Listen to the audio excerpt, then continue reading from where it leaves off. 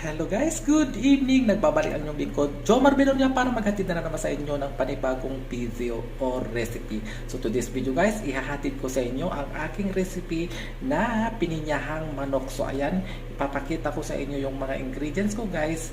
Hindi complete man pero gawin natin pa ring masarap. So intro, pasok!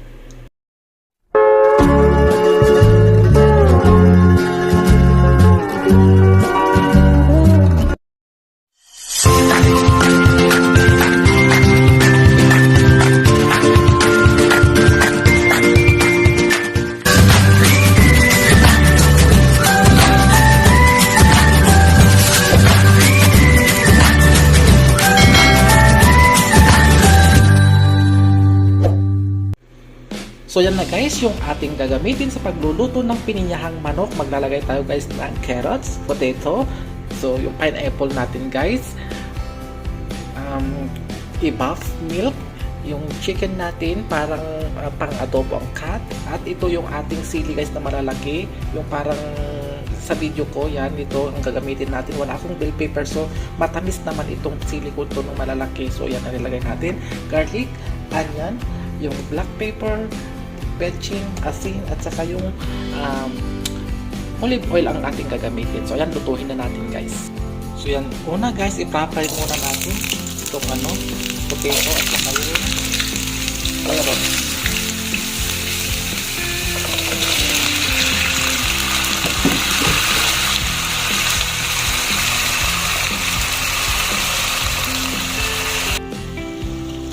So yan guys, isit aside muna natin ito.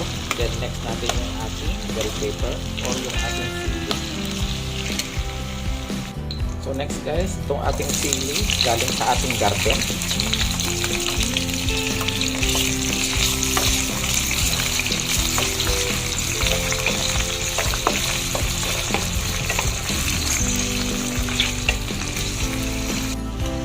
So yun guys, i-fry na natin yung ating manok.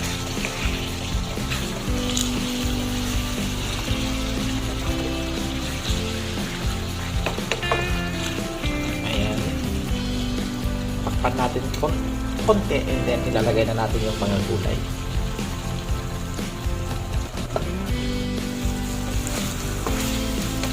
So yan guys, pwede na natin ilagay yung ating mga gulay.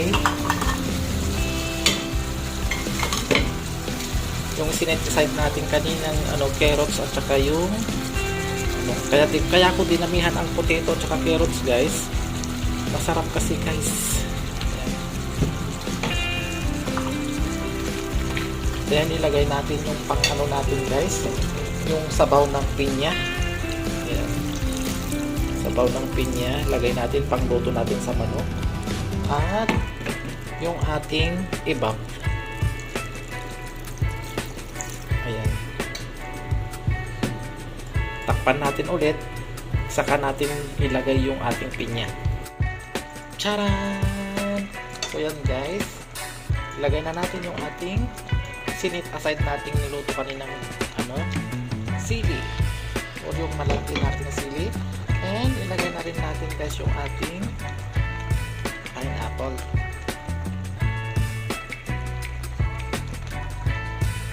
At maglalagay na tayo guys ng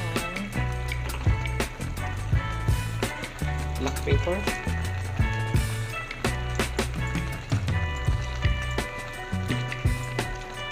ating malilamnam ang ating betchin.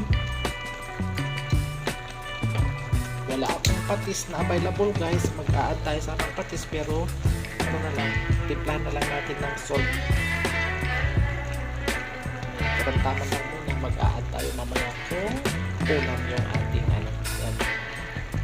So pakuluan natin ulit ang ating pininyahang manok. Ayan, check natin guys yung ating pininyahan. Ayan, ang sarap. Saman natin guys ang ating pininyahan. Tignan natin yung sabaw niya. Ang sarap guys, grabe. Yung i-buff ang pasarap sa sabaw niya. Ayan, kain na tayo guys ng pininyaang manok.